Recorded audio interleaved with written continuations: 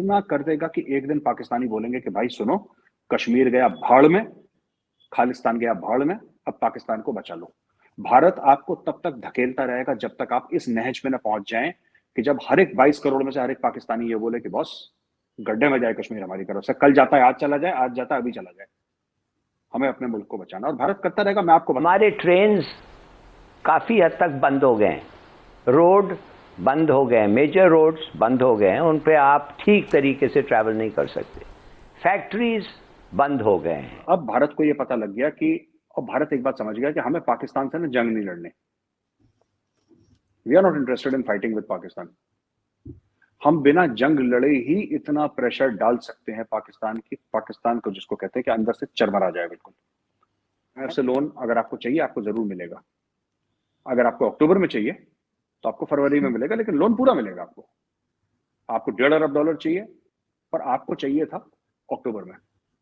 लेकिन बाकी आपने इतने कर्ज ले लिए बीच में 4 महीने में कि जब फरवरी में आपको IMF का लोन मिला तो उस $1.5 अरब की वैल्यू कुछ नहीं रह गई आपके लिए, और लोन भी मिल गया आपको, आपके ऊपर सर पे एक लोन भी चढ़ गया। लेकिन जिसको कहते हैं ना चूड़ियां कसना, धीरे धीरे टक टक टक टक पूरा भारत इस्तेमाल करेगा मैक्सिमम किस तरीके से। और ये होगा, ये डिप्लोमेसी के तहत ही होगा, इसमें there is no military action involved, it is all diplomacy.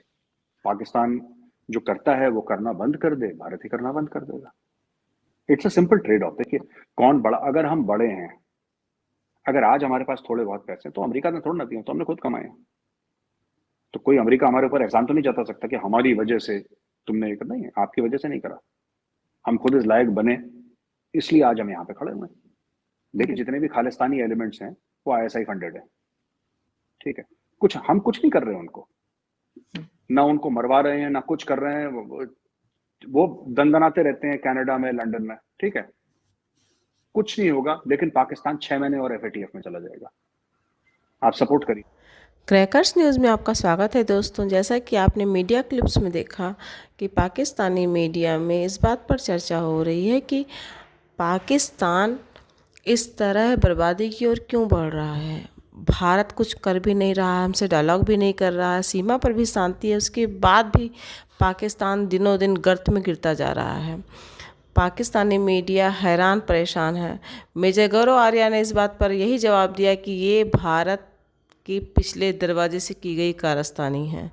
जो अगर पाकिस्तान आज अपने लिए मदद चाहता है दुनिया से, तो भारत अपने इन्फ्लुएंसेस का इस्तेमाल करके, अपनी लॉबिंग का इस्तेमाल करके, अपने प्रभाव का इस्तेमाल करके पाकिस्तान को वो चीज़ सही समय पर नहीं लेने देगा। पाकिस्तान को परेशानियों का सामना तब तक करना पड़ेगा जब तक पाकिस्तान कश्मीर की रट लगाना नहीं छोड़, जब तक पाकिस्तान भारत में आतंकवाद को मदद करना बंद नहीं करता। तो so let's enjoy this video. Thank you. तरीके होते हैं एक मुल्क के ऊपर प्रेशर डालने को, एक मुल्क को पनिश करने को, कई तरीके होते हैं, ठीक है। और अब भारत को यह पता लग गया कि, और भारत एक बात समझ गया कि हमें पाकिस्तान से ना जंग नहीं लड़ने। We are not interested in fighting with Pakistan. हम बिना जंग लड़े ही इतना प्रेशर डाल सकते हैं पाकिस्तान को, जिसको कहते हैं कि अंदर से चरमरा जाए बिल्कुल। एंड इंडिया, मैं आपको बता रहा हूं, India will do everything in its power. जैसे एक बार आपकी शो में मैंने पहले भी बोला था, आपको IMF से लोन अगर आपको चाहिए आपको जरूर मिलेगा। अगर आपको अक्टूबर में चाहिए तो आपको फरवरी में मिलेगा, लेकिन लोन पूरा मिलेगा आपको। आपको $1.5 अरब चाहिए, पर आपको चाहिए था अक्टूबर में। लेकिन बाकी आपने इतने कर्ज ले लिए बीच में 4 महीने में कि जब फरवरी में आपको IMF का लोन मिला तो उस $1.5 अरब की वैल्यू कुछ नहीं रह गई आपके लिए, और लोन भी मिल गया आपको, आपके ऊपर सर पे एक लोन भी चढ़ गया। लेकिन उसकी वैल्यू, क्योंकि आज मुझे 100 रुपए चाहिए, आप मुझे 10 दिन के बाद देंगे तो उसकी कोई वैल्यू नहीं है मेरे लिए। और कहने को आपने 100 रुपए दे भी दिए मुझे, लेकिन मुझे आज चाहिए, क्योंकि मेरे सर पे आज कर्जदार खड़े हैं, मेरे लोग आज भूखे हैं, मुझे अपने परिवार वालों को आज रोटी देनी है। मुझे 10 दिन के बाद रोटी नहीं देनी है उनको, मुझे आज रोटी देनी है।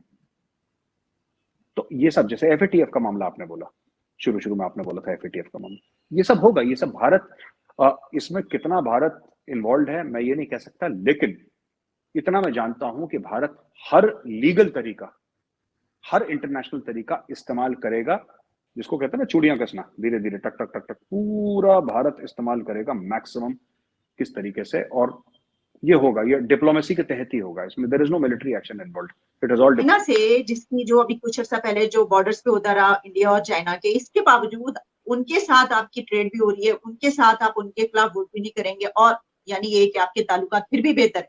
लेकिन पाकिस्तान और इंडिया के ताल्लुकात उससे भी गए गुजरे हैं, वो ठीक नहीं हो सकते। आप परवेज मुशर्रफ की in the line of fire पढ़िए, आप मिलिट्री आर्काइव्स पढ़िए, नेशनल आर्काइव्स पाकिस्तान के ज़िया उल हक के बारे में।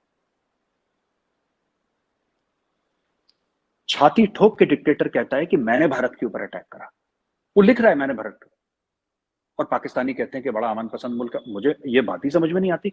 आपका जो प्रेसिडेंट है उस वक्त और जो आर्मी चीफ है वो कह रहा है मैंने भारत के ऊपर अटैक करा, और पाकिस्तानी कहते हैं कि हमसे ज्यादा अमन पसंद मुल्क कोई है ही नहीं, हम तो करते ही नहीं, भारत ही हमें परेशान करता रहता है।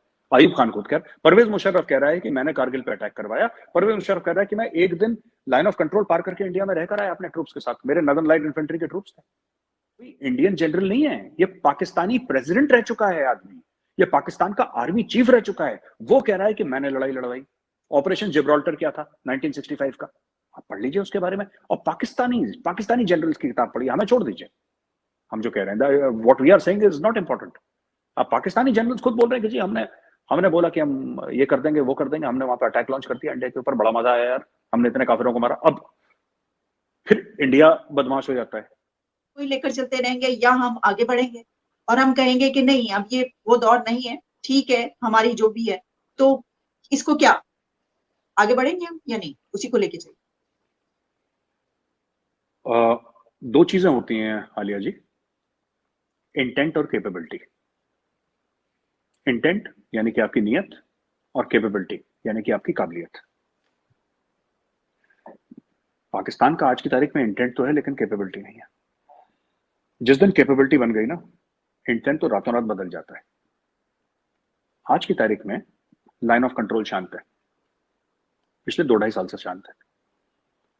आज की तारीख में पाकिस्तान में इकोनॉमिक क्राइसिस आ रखा है, पॉलिटिकल अनसर्टेनिटी है।